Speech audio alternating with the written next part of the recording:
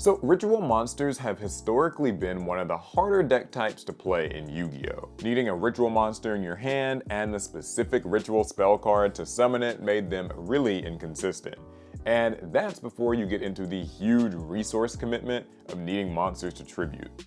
But over the years, Konami has created some unique and powerful ritual strategies that can hold their own in the modern game. So in this video, I'm going to introduce 5 different Yu-Gi-Oh! Ritual decks that you can build and explain the basics of each one. I tried to include a mix of strong contenders and more offbeat strategies with an emphasis on newer decks, so there should be something here for everyone. It's also important to remind everybody of all of the generic ritual support that you'll probably be using in a lot of these different decks. Preparation and pre-preparation of rites, Manju of the 10,000 hands, and Herald of the Arclight get used to varying degrees in a lot of different ritual strategies. Oh, and last thing before we jump in, be sure to leave a like and subscribe to APS Amplifier if you enjoy these kind of Yu-Gi-Oh! Videos. The first deck is Newels. It's an archetype of ritual monsters based on demons and French cuisine. Yes, you heard that right. The deck has ritual monsters that are the meals and ritual spells, which are the recipes. The Newel ritual monsters are unique because they actually let you summon higher level ones from your hand or deck by attributing themselves and another attack position monster in the field, ideally one of your opponents. For example, take Barilla Base de Newels. It's a level 1 ritual monster, so it's easy to summon, and when it's targeted for an effect or an attack, it contributes itself and any attack position monster on the field to summon another Newel monster that's level 2 or 3. So you could use that effect to summon Conferus de Newels. It's a level 2 monster with a similar effect to summon any level 3 or 4 Newel monster. And that basically continues up the ladder with 6 different ritual Newel monsters. The strongest one, Bale Grill, can actually clear your opponent's entire field when it's summoned. So, between the monster's effects and your ritual spells, you've got 2 different ways of summoning monsters to the field. And for a quick sample of the recipes themselves, your primary ritual spells are searchable with pre-preparation of rites, which gives the deck a lot more consistency. They've also got extra effects built in to keep the food chain going by searching more cards or forcing your opponent's monsters into attack position so you contribute them with your own Newel monster's effects. And as a fun callback to the days of classic Yu-Gi-Oh!, the Newel archetype can actually make use of the infamous Hungry Burger. Overall, it's a fun strategy that does a great job of breaking through an opponent's boards, but remember that unlike kaijus, your Newel monsters do tribute the opponent's monsters as part of their effects, not as a cost. So that means your opponent might have a chance to respond before they resolve.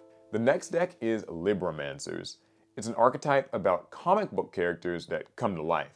Basically, the deck has 2 categories of monsters. The real-life monsters are like your regular effect monsters, and then the ritual monsters that you summon are their comic book-inspired counterparts. Your ritual monsters are decent on their own, but they get extra effects when you summon them by using monsters on the field.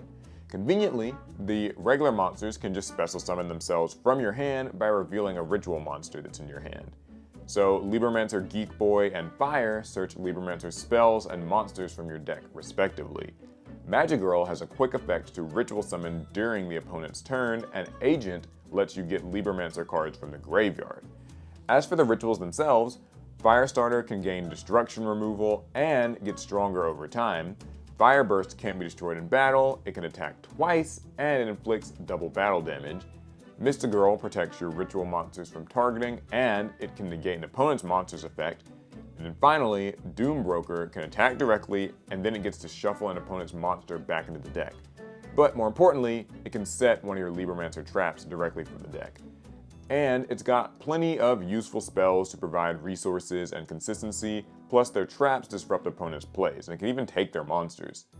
The deck's extremely consistent, and it does play a really solid control strategy, but you might find that it's overall lacking a bit in offensive power, so it may be better off combined with other strategies. Now for one of my personal favorites, Dogmatica. The archetype is known for its best cards being used in other decks, but the dedicated ritual strategy is actually pretty strong in its own right. Dogmatica focuses on sending monsters from both players' extra decks to the graveyard. The deck's got 3 different ritual monsters. Let's talk about them. White Knight looks weak, but after your opponent uses an effect, it sends a monster from both players' extra decks to the grave and gains half of their total attack. White Relic can power up a monster in the field with the attack of another one, and it protects your high-level Dogmatica monsters in battle. When your opponent summons a monster from the extra deck, she'll send another monster from their extra deck to the graveyard. And the biggest boss monster, Albazoa, just straight up forces your opponent to empty half of their extra deck out into the grave. They've also got two different ritual spells. Dogmatic Calamity lets you ritual summon by sending an extra deck monster to the graveyard that matches the level, and Dogmatica Macabre lets you banish extra deck monsters that are already in your graveyard to do a ritual summon. And it all comes together with Dogmatica Matrix, which basically bridges the whole strategy by searching your ritual pieces and giving you another free extra deck send each turn from your or your opponent's extra deck. And while you're reaping the benefits of monsters like Herald of the Arc Light, or Elder Entity Intis, or Titaniclad, you'll also be whittling down your opponent's extra deck monsters in the process, which deprives them of combos or boss monsters. And this is all on top of Dogmatica's bread and butter cards like Ecclesia, Fleur-de-Lis, Punishment, and of course, Nadir's Servant. I personally love how unique this deck's win condition is, but it does take a bit of knowledge about which of your opponent's extra deck cards you want to get rid of first.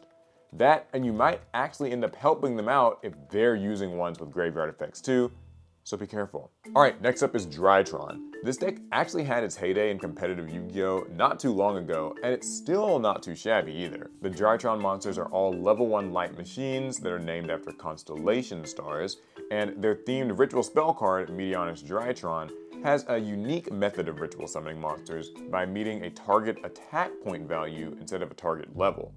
For example, if you want to summon Drytron Medianus Draconids, you don't actually have to worry about hitting level 12. Instead, you just need to tribute machine monsters whose attack points equal at least 4,000.